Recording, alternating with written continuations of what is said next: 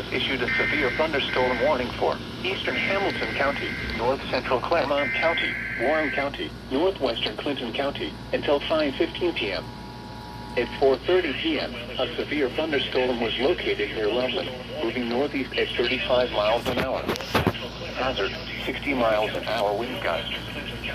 Source, radar indicated. Impact, expect damage to trees and power lines.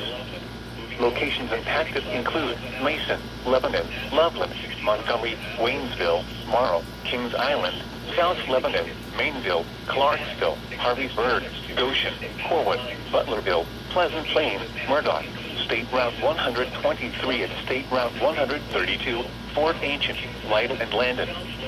This includes I-71 in Ohio between mile markers 26 and 46.